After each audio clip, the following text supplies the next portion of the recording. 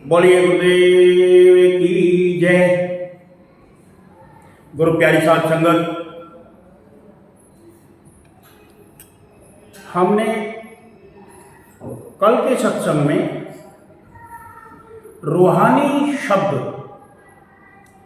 पर सत्संग दिया था। अब आज के सत्संग में आप सभी को ये बताया जाएगा कि रूहानियत किसे कहते हैं, रूहानियत क्या है। क्योंकि हमें लगता है कुछ ऐसे ये भाषाओं के वर्ड हैं जो हमारे हिंदी भाषा के नहीं हैं, लेकिन सच में ये हिंदी से भी जुड़े हैं, संस्कृत से भी जुड़े हैं, ये उर्दू और अरबी से भी जुड़े हैं। तो रूहानियत जो शब्द है वो अरबी भाषा का ही शब्द है। तो रूहानियत किसे कहते हैं, सबसे पहले हमें ये समझने की जरूरत है। हमें ये जरूरत है, जरूरी, हमारे लिए बहुत जरूरी हो जाता है कि रूहानियत कहते किसे हैं, इसकी ये बात हमें समझ आनी चाहिए। रूहानियत अरबी भाषा का शब्द है, यानी ऐसा कुछ ऐसा अजब गजब काम जो इस संसार के किसी भी पदार्थ से, किसी मेटल से, किसी और संसार के विषयों से ना जुड़ा। और वो क्या है? वो है रूह या आत्मा। जो कुछ ऐसा हमारे अंदर एहसास हो, कुछ ऐसी हमारे अंदर हमारी मन की वृत्ति जो इस संसार से हटकर, संसार के भौतिक पदार्थों से हट करके आत्मा से कनेक्ट हो जाए, जो आत्मा से जुड़ जाए, उसे रूहानियत कहते हैं। क्योंकि मन जब इस संसार के पदार्थों से जुड़ता है तो ये पिंडी हो जाता है, पिंड से जुड़ा होता है। और ये जब आत्मा या परमात्मा से जुड़ा होता है तो ये रूहानियत कहलाता है। तो रूहानियत ये भी कह सकते हैं कि अपने अंतर में रची बसी जो आत्मा है उसका दीदार होना और उसके बाद आत्मा का परमात्मा से जुड़ना। परमात्मा क्या है? शब्द रूप है, एक साउंड है, एक संगीत है जो हमारे इस मानव शरीर में 24 घंटे बज रहा है। और हमारी आत्मा उस संगीत से जुड़ जाए, उस संगीत को सुनने वाले हो जाए, तो समझ लो हम रूहानियत से जुड़ गए। जैसे कबीर साहब ने अपनी एक वाणी में फरमाया, सुनता नहीं धुन की खबर, अनहद का बाजा बाजता, रसमंद मंदिर बाजता, बाहर सुने से क्या हुआ। अरे भाई, तेरे इस मंदिर में, इस मन मंदिर में एक आवाज आ रही है, एक साउंड आ रही है। वो जो आवाज है वो दुर्धाम में बैठे उस परम पिता परमेश्वर की, उस सुप्रीम पावर की आवाज हमारी इस मानव देह में गूंज रही है। और वो उस गूंज को, उस आवाज को जब हम पकड़ने वाले हो जाए, हमारी आत्मा उसके साथ खींचे, उसका हमें एहसास हो।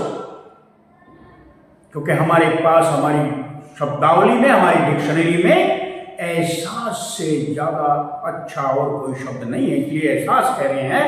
अन्यथा एहसास भी नहीं है वो, बल्कि एक प्रेम की लहर है। परमात्मा से आत्मा का जुड़ जाना, उसके प्रेम में मस्त हो जाना। कबीर साहब ने कहा मन मगन भया। अरे मन मगन है उसमें, फिर क्या बोले? मन मगन भया फिर क्या बोले? अरे भी कमती हो तो चढ़ा तराजू, और पूरे को तू क्या तोले?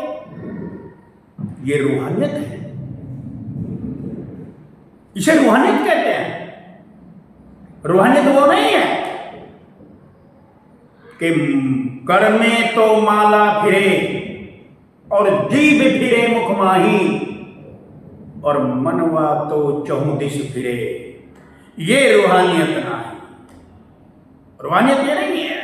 रूहानियत नाम है रूह का परमपिता परमात्मा से जुड़ना, इसे रूहानियत कहते हैं। और सभी पूर्ण संतों की आत्मा जब परमात्मा से जुड़ी है, वो जब रूहानियत पर चले हैं और धूमधाम पहुंचे हैं, उसका नजारा ही कुछ होता है। अब सवाल ये उठता है, ये रूहानियत जो है, जो ऐसा परमपिता से परमात्मा से जुड़ना है, क्या वो जरूरी है? क्या वो जरूरी है? और जरूरी है तो क्यों है? कहते हैं कि अगर हम इस संसार के पदार्थों से जुड़ते हैं, हमारा मन इन संसार के पदार्थों में दौड़ रहा है, शब्द स्पर्श रूप रस और गंध में भाग रहा है, इनमें से किसी एक विषय में अटक गया है, तो माफ करना, वो हमारे लिए दुखों के दरवाजे खोल देगा, हमारे लिए संकटों के, मुसीबतों के दरवाजे खोल देगा। और अगर ये हमारा मन आत्मा के लेवल पर, ये आत्मा के लेवल पर, अपनी आत्मा पे यहां पर पहुंच जाए और ये परमात्मा से जुड़ जाए, तो ये सुखों के अथाह सागर में हमें ले जाएगा। सुखों के अथाह सागर में जाने के लिए क्या जरूरी है?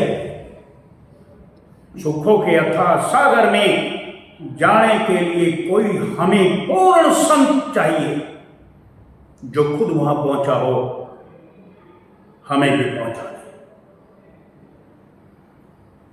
क्योंकि हम अपने यत्न से, अपने तरीके से, अपनी बुद्धि के सोच विचार से वहां नहीं जा सकते। अब आगे फिर एक और भी प्रश्न उठता है कि भाई रूहानियत से मनुष्य को मिलता क्या है? क्यों हम रूहानियत के पीछे पड़े? तो इस विषय में मैं आप सबसे एक ही कहना है कि ये हमारी जो रूह है, हमारी जो आत्मा है, इस शरीर रूपी पिंजरे में कैद है। काल माया का ये बनाया 5 तत्व और 25 प्रकृति का पिंजरा है। मन इसके ऊपर राज कर रहा है, आत्मा के ऊपर, इंद्रियों के ऊपर। मन ने आत्मा को अपने शिकंजे में ले रखा है और वो मन हमारा इस संसार के भोग पदार्थों में रात दिन दौड़ रहा है। दौड़ नहीं रहा है बल्कि रम रहा है, क्योंकि जो हम दिन में कार्य करते हैं उसके सपने भी हमें रातों में आते हैं, उसी के सपने आते हैं। तो इन दुखों से बचने का, इन दुखों से निजात पाने का एक ही रास्ता है कि अपने मन को पहले यहां पहुंचा दो, इंद्री घाट से ऊपर, और फिर परमात्मा के नाम के साथ जोड़ दो, तो जब ये जुड़ेगा हमें वहां सुख मिलेगा, शांति मिलेगी, आनंद मिलेगा। और सबसे बड़ी बात वो ये कि हमारा प्रेम हमारे अंदर हिलोरे इतने मारेगा कि जो प्रेम पहले हमारे परिवार तक सीमित था, हमारे बेटा बेटी स्त्री तक सीमित था, अब वो प्रेम संसार के हर एक प्राणी के साथ हो गया है।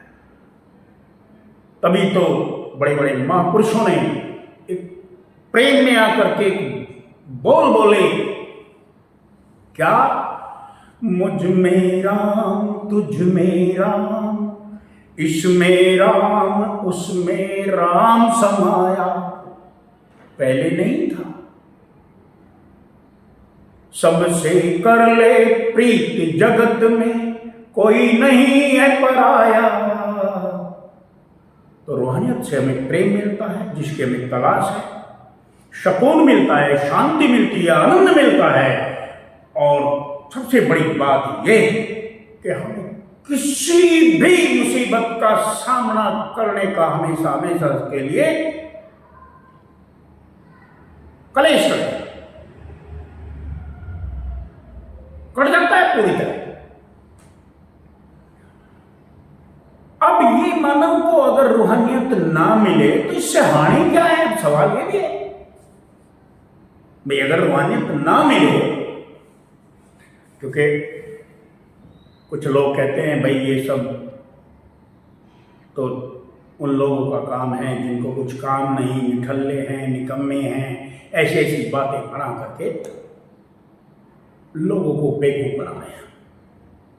तो मैं कहता हूं, संत भगतराज ये कहता है और सभी संतों की तालीम कहती है, अगर ये रूहानियत हमें ना मिले, हमें परमपिता परमात्मा से हमारा संपर्क ना हो, हमारे जीवन का हमें लक्ष्य ना हो, तो बहुत बड़ी हानि हो जाएगी,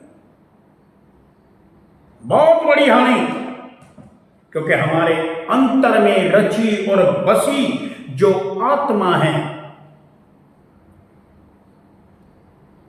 वो इस विषयों की वासना में फंसकर, कोई शब्द की वासना किसी के अंदर बसी है, किसी के अंदर रस की बसी है, कोई जिह्वा का शिकारी है, कोई संगीत का, कोई मीठे बोलों का शिकारी है, कोई सुंदरता का शिकारी है, कोई गंध का शिकारी है और कोई स्पर्श का शिकारी है। इन पदार्थों के भोगों को भोगने के लिए, उनमें जब वासना हमारी बसती है, हम उनको अपना बनाने की चाहत में, उनको भोगने की चाहत में रात दिन अथाह प्रयास करते हैं, अपने वजूद से ज्यादा चलते हैं। और हमारे वजूद से ज्यादा चलने से हमें जो मानव शरीर, जो बेशकीमती एक गिफ्ट कुदरत का हमें मिला, जिससे इन दुखों से निजात पाने का हमारे हाथ अवसर आया, वो अवसर निकल जाता है। हमारा मन इन भोग पदार्थों में फंस करके अपने इन इंद्रियों को, ज्ञान इंद्रियों को, कर्म इंद्रियों को निस्तेज कर देता है।